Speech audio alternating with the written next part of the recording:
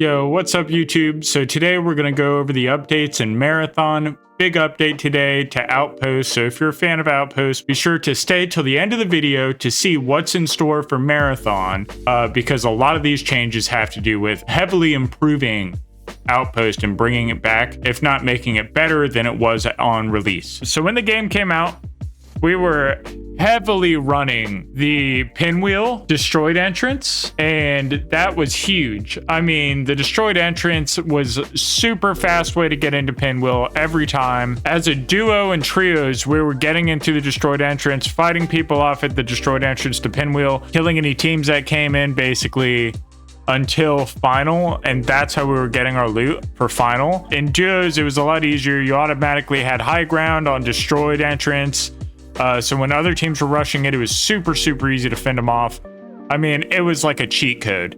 And basically, they changed it. And over the period that they were making the changes to it, they just completely disabled it. It made pinwheel super annoying to run, especially as a duo. You basically had to be a trio to run it because you would just get bum rushed at the pinwheel entrance when you're doing the alarm, unless you got like conveyance request. Now it should be back. Looking at the update here, update 1.0.5.2, the one about slide canceling, runner shells fixed an issue where allowing slide cancel animations to keep momentum when either pulling out equipment or thieves grapple device ability. One of our core philosophies for Marathon is rapid repositioning and aggression must always have a meaningful cost. That cost can be an ability recharge, keep build up, or increased risk, but it must exist and be understandable to an observer. Unbounded movement, while expressive and clip-worthy, is ultimately unhealthy for the pace of play we want to maintain for Marathon. To set expectations early, we will be looking at any future movement exploits through the same lens. I'm happy with that because some of the freaking grapple, like the snap hook movement in Arc Raiders, was just cancer to fight. If you didn't set up your shit right, like your keybinds right and stuff to do it, I mean, you're basically just asking for the game to turn into Apex. And I think Apex is really cool in its own right, but I don't think every game needs to be like Apex with some kind of movement exploit where you just have people that are going crazy with it. They get super good at the movement, and then they can basically win every fight just because their movement's good. Contracts fixed an issue where players could end up locked in a room during introducing new caloric contract. I don't think that that's that big of a deal. I mean, it may turn people off initially, which I guess is kind of a big deal, but I doubt it happened to everybody. It didn't happen to me. I don't know if it happened enough to be that big of a deal, but fixed an issue where disabled contracts could not be re-rolled for free. Fixed an issue making the objective points visible for all runners on the map when one runner is on Run Hide Part 1 of 6. So that only affects Run and Hide Part 1 of 6, which those quests were kind of annoying. So fixed an issue where the anomalous waypoint activity was appearing below the map even when the event was inactive. I actually experienced this recently, which was kind of annoying, but also not really that big of a deal. You just go over there, you realize that it's bugged, and then you leave. Outpost adjusted the combat area for Tox Warden, tuned the layout to reduce the number of hiding spots. Tox plants now react correctly to player presence. So this one might be kind of rough because there are a lot of Tox plants that spawn in the Tox Warden, like the cafeteria area, and that if it's reacting correctly is reacting like Perimeter or like one of the other maps like Dire.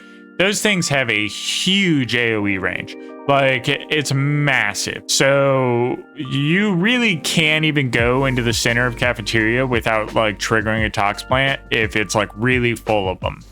So that seems like that may be hard. It may make it to where it's a lot more difficult to kill the Tox Warden solo, which I was able to do previously. So that may just be them trying to do difficulty balancing because the Fire Warden it's pretty difficult. The Tox Warden was honestly, in my opinion, probably one of the easier ones. The only issue was like other teams because people are hyper aggressive on Outpost. So fixed an issue where the final exfil would spawn in the same spot every time. So I actually thought originally that it did move, but I realized that I was just kind of getting mixed up by it because there are a few areas that kind of look similar. But I guess now the final exfil on Outpost is actually moving. So you're gonna have to kind of relearn your exits out of pinwheel if you like running pinwheel till final, which I mean shouldn't take super long, but it may catch some people off guard. Pinwheel destroyed wing entrance has been reopened. Improve overall loot rewards. This includes the quality of loose loot and small containers. I'm hyped for that. I'm hyped to see what ends up dropping in those. Updated encounters to match reward quality. So this is actually a difficulty update, I believe, with the encounters. So this one may be big. We'll kind of see when we go in and start filling it out how bad it actually is, but it may be pretty big. Change the security credentials needed to access the locked room in the hub. I believe that this is changing the keys that you need. I don't know if it's still going to require 1 yellow and 2 reds or what it's going to be, but that's interesting. Added bulletproof glass to the hub room. I wonder if this is getting rid of the red wall or the red window in the hub room, if they're going to have bulletproof glass there. It also means that that's kind of like a lockdown room that you can kind of regain yourself and hide out in if you have a team push. Fixed geometry in Vault 6 that allowed runners to fall to their death. I didn't experience that. I only ran cryo once, to be honest, but that seems like that would be pretty bad. If you got a bunch of golds on you and you fall to your death, when you fall to your death, you're immediately put into a body bag, like a loot bag. So that is, I mean, that would be really bad in a fight. Armory, fixed a crash that would occur when opening the armory. That would be terrible. Fixed a bug that was causing low frame rate on armory tabs with many items. So Traxxas. I mean, Traxxas was really the worst one. Codex fixed an issue in the rank challenges section, causing diamond to show before platinum. Fixed an issue in Requiem for a cyborg challenge so that it progresses for all players in a crew after a successful compiler kill. Okay, cool. The escape key will now exit the key binding menu instead of exiting settings. Added an option to clear keybinds in the settings menu. People have been asking for this big time. That's big. Non-English languages will show this setting as blank. This will be fixed in the future patch. Text chat. Fixed an issue causing loss of control for a few seconds after using IME, keyboard, and text chat while in a run. Localization. Fixed an issue causing certain codex entries to appear blank when viewing in Chinese. So some of these other ones I probably never would experience, but I guess some people are. So, you know, it's kind of a... Depending on how bad it is, it could be seen as a pretty big deal. So if you enjoyed this video or want to see more videos like this, go ahead and subscribe to my channel. Leave any comments on what you think of the update and what you think they still need to do in future updates. And leave a like if you enjoyed the video, and I will see y'all in the next one.